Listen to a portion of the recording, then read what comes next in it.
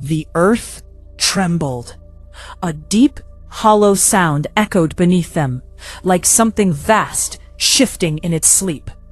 Cracks spread across the forest floor. Trees bent. The air grew cold. And then a hand emerged from the ground.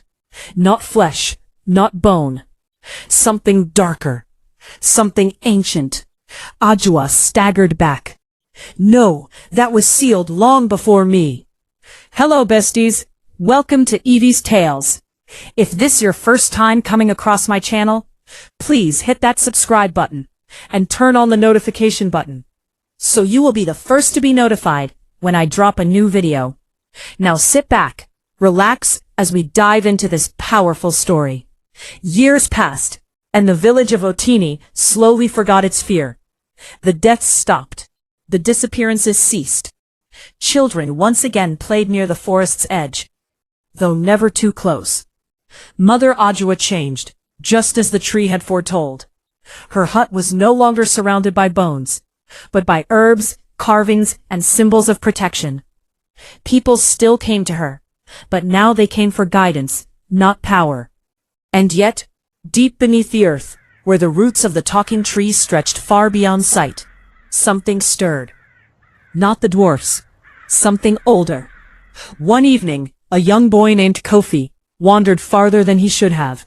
He had heard the stories, of course. Every child had. But children are curious, and curiosity does not fear what it does not understand. He stepped into the forest. At first, nothing happened. Then he heard it. A whisper, not like the voice of the talking tree. Sharper. Child! Kofi froze. The voice did not come from above. It came from below, from the ground. That same night, Mother Ajua woke suddenly. Her eyes snapped open. The air felt wrong, not heavy like before, but hollow, as if something had been removed from the world. She stepped outside and looked toward the forest. For the first time in years, the talking tree of Nkine was silent. Ajua rushed into the forest, her heart pounding. When she reached the tree, she stopped. Its branches were still. Its bark, once dark and alive, looked pale, almost drained. "Speak to me," she whispered. No answer. Then a faint crack spread across the ground, and from the earth, a thin black mist began to rise. Ajua stepped back. "This is not ballads," she said under her breath. "This is absence." From the shadows, small figures began to appear. The dwarfs. But they were different now. Not glowing, not fierce. Quiet, watching. The leader stepped forward slowly. "It has awakened," it said. Ajua's voice trembled slightly. "What has?" The dwarf looked at the ground, then back at her. "What even the tree cannot control." The earth trembled. A deep, hollow sound echoed beneath them, like something vast shifting in its sleep. Cracks spread across the forest floor. Trees bent. The air grew cold. And then, a hand emerged from the ground. Not flesh, not bone. Something darker. Something ancient. Ajua staggered back. "No, that was sealed long before me." The dwarf's eyes dimmed. Nothing is ever truly sealed. For the first time since her transformation, fear returned to Ajua's heart. But this time, she did not seek control. She turned to the dwarfs. "To stop this, we must stand together." The dwarfs studied her. For a long moment, nothing was said. Then slowly, it nodded. Behind them, the talking tree gave the faintest whisper. Not a command, not a warning, but a plea. And deep within the broken earth, something smiled. The forest no longer whispered. It watched. Years after, the air itself began to feel heavier. Not dangerous, no, but aware.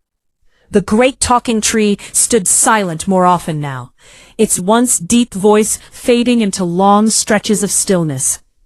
Even Mother Adwa, now older and more withdrawn, sensed the shift. but the one who felt it most was Kofi. Kofi was no longer a child. Tall, sharp-eyed, and quiet, he carried something within him that even he did not fully understand. Since the day the earth split and swallowed the ancient darkness, his dreams had never been the same. At first they were only fragments, cracks in the ground, a hand reaching, voices crying his name. But now, the dreams had become clearer and louder. One night, Kofi awoke with a gasp. His body was covered in sweat, his chest rising rapidly. But this time, he hadn't just seen the crack. He had stood inside it. The darkness had spoken. You closed the door, but you did not destroy what lies behind it. Kofi clenched his fists. No, it was sealed. The balance was restored. The voice laughed, not loudly, but deeply, like something buried beneath layers of earth. Balance is not peace. Balance demands a keeper. The next morning, Kofi went straight to Mother Adwa. She was already waiting. You heard it, she said quietly, not even turning to face him. Kofi froze. You knew? I feared this day, she replied, finally looking at him. Her eyes were no longer just wise. They were tired. The tree chose silence because it has passed its voice to another. Kofi's heart tightened. Me? Mother Adwa nodded. The forest no longer speaks through the tree, Kofi. She stepped closer. It speaks through you. Before Kofi could respond, the ground trembled. Not violently, but deliberately. A thin crack appeared just beyond the edge of the village. Small, harmless, at first glance. But from it came something familiar. Black mist. The villagers began to panic again, whispers spreading like wildfire. Not again. The curse is returning. We are doomed. But this time, the dwarfs did not emerge. Instead, something else moved beneath the surface. Watching, waiting, learning. Kofi stepped forward, drawn to the crack. As he approached, the world around him seemed to fade. The sounds of villagers, the wind, even his own breathing, all distant. Then he heard it. Not from below, but from within himself. You are the bridge. Kofi dropped to one knee, clutching his head. I don't understand. And then, for the first time, the tree spoke again, but not from the forest, through him. Kofi's voice deepened, layered with something ancient. The balance has shifted. What was sealed is not gone. It is evolving. Mother Adwa stepped back, shocked. Not in fear, but in realization. It's begun. Kofi rose slowly, his eyes no longer just his own. The crack is not a return, he said, his voice echoing unnaturally. It is a door, learning how to open itself. Far beneath the earth, something moved. Not the same entity they had faced before. Something older, smarter, and now aware of Kofi. Back in the village, the crack widened, just slightly. And from within it, a single eye opened. If you have watched till this minute, thank you, and please subscribe. Now, back to the story. The eye did not blink. It studied. From the narrow crack in the earth, it watched the village of Otini, watched the fear returning to human faces, watched him, Kofi. The moment their gazes met, Kofi staggered back, as if struck by an invisible force. A flood of images tore through his mind, burning forests, fallen dwarfs, the talking tree, split in two. And standing where Kofi now stood, a darker version of himself. He screamed. The ground around him cracked further, not outward, but inward, as though the earth itself was pulling away from him. Mother Adwo rushed forward, gripping his shoulders. Kofi, hold yourself together! But Kofi's voice was no longer just his own. It sees me. His eyes flickered, normal, then shadowed, then something ancient. It knows I am the door. The eye beneath the earth narrowed, and then it spoke. Not in words, in feeling. A cold, crawling awareness spread across the land, slipping into every root, every stone, every living thing. The message was simple. You cannot hold me forever. That night, the talking tree finally moved. For the first time in years, its branches bent low, its bark creaking like old bones awakening. The pale surface of its trunk darkened slightly, as though life, or something close to it, was returning. Kofi stood before it, shaken but determined. You chose me. Then, teach me. The tree did not answer with words. Instead, one of its roots rose slowly from the ground and pressed against Kofi's chest. The moment it touched him, everything changed. Kofi was no longer in the village. He stood in a vast empty space, neither earth nor sky, but something in between. Before him appeared the tree, not as it was, but as it once had been. Massive, radiant, alive with ancient energy. And around it stood the dwarfs, not as broken creatures of chaos, but as guardians. Their skin no longer burned like embers. They glowed softly, like living stone touched by light. One stepped forward. Their former leader. You remember us as monsters, the dwarf said. Kofi nodded slowly. You tried to destroy everything. The dwarf shook his head. No. We tried to contain it. The truth hit Kofi like a storm. The crack, the entity, you weren't serving it. We were holding it back, the dwarf finished. The great tree's voice finally echoed, not loud, but undeniable. Balance is not the absence of darkness. It is the control of it. Kofi looked down at his hands. They were changing. Veins of faint black light ran beneath his skin, intertwined with a soft golden glow. Two forces, opposing, but not fighting. You are the keeper now, the tree continued. Not a destroyer. A threshold. Suddenly, the vision shattered. Kofi was thrown back into his body, collapsing to the ground beneath the real tree. He gasped, clutching the soil. I understand now. Mother Adwa knelt beside him. Then say it. Kofi lifted his head, eyes steady, no longer afraid. It doesn't need to break free. He turned toward the crack in the distance. If I learn how to open it. At that exact moment, the eye beneath the earth widened. For the first time, it reacted. A deep, distorted sound echoed from below. Not anger, not rage, but something far more dangerous. Interest. The crack expanded slightly, and shadows stretched outward like reaching fingers, but they stopped just short of the village boundary. Testing, measuring, waiting. Kofi stepped forward, ignoring the fearful cries behind him. This time, he did not approach as a victim, or a child, but as something new. Something the entity had not expected. The door is mine, Kofi said firmly, and I decide when it opens. The ground went still, the shadows froze, and for a brief moment, the entire forest held its breath. Far below, the ancient presence shifted, not retreating, not attacking, but adjusting. Because now, for the first time in ages, it was no longer dealing with prey. Silence fell over Otini. Not the peaceful kind, the kind that comes when something unseen is waiting. Kofi stood at the edge of the crack, unmoving. Behind him, the villagers kept their distance. Even Mother Adwawa did not step closer this time. She understood now. This was a path Kofi had to walk alone. The ground beneath his feet pulsed faintly, like a heartbeat, not his. Show me, Kofi said quietly. At first, nothing happened. Then the black mist began to rise again, but slower this time. Controlled, as if it were responding, not escaping. Kofi closed his eyes. He remembered the tree, the dwarfs, the balance, not force, control. I am not your prison, he said, his voice steady. I am your boundary.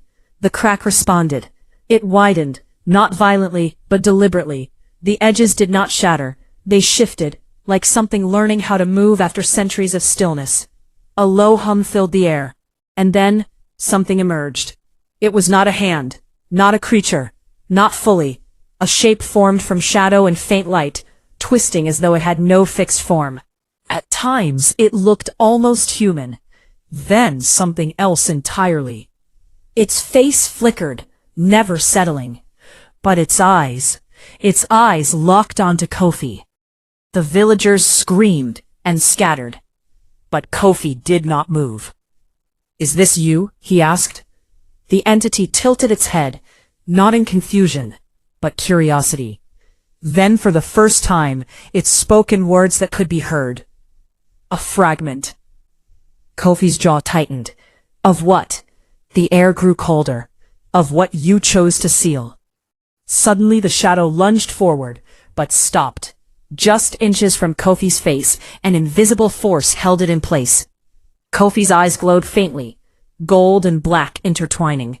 "Not without my will." The fragment trembled, not in fear, but in resistance. It began to shift rapidly, its form becoming unstable. Faces appeared within it, brief flashes. Villagers, dwarfs, even Kofi himself. "You are not whole," Kofi said. The fragment responded instantly. "Neither are you." The words hit deeper than any attack. For a split second, Kofi's focus wavered, and that was enough. The fragment slipped past him. It didn't rush, it didn't attack, it simply moved, like smoke carried by intention, straight into the village. "Kofi!" Mother Adwa shouted, but he already knew. He had made his first mistake. The fragment drifted between huts, unseen by most, but felt by all. Wherever it passed, the air thickened, and whispers began to echo in people's minds. Not commands, not yet. Just thoughts that weren't theirs. Doubts, fears, memories twisted ever so slightly. A man dropped his water pot, staring at his own hands. "They're not mine." A woman backed away from her child. "Your eyes, what are you hiding from me?" Chaos began to bloom, not through violence, but through division. Kofi ran into the village, his heart pounding. "Everyone stay calm," he shouted, but his voice struggled to reach them. The fragment was learning. Fast. Mother Adwilla stood in the center of it all, her staff pressed firmly into the ground. "This is not the darkness we faced before," she said grimly. "No," Kofi replied, scanning the air. "It's worse. Because this time, it wasn't trying to destroy the village. It was trying to understand it." Suddenly, the fragment reappeared, hovering above the center of Otini. Larger now, more stable, more defined. Its shifting face slowed until it settled on one form. Kofi froze, because the face staring down at him was his own. The villagers gasped in horror. "It's him. Kofi brought this. He is the curse." The fragment smiled, not cruelly, but knowingly. "If they fear you, they will break you." Kofi felt it then, not from the entity. Doubt. Fear. Turning toward him. Mother Adwa stepped forward immediately. "Do not listen," she shouted to the villagers. "That is not him." But the seed had already been planted. Kofi clenched his fists. His voice dropped, calmer now, but heavier. "You said you were a fragment." He looked up at it. "Then learn this." The ground beneath the village trembled again, but this time, it wasn't the crack, it was the tree. Roots burst from the earth, not violently, but with purpose, spreading across the village like a living net. They glowed faintly, pushing back the shadow, containing it. The fragment flickered, destabilizing. Kofi stepped forward, raising his hand. "You don't get to become me." The fragment's smile faded. For the first time, it looked uncertain.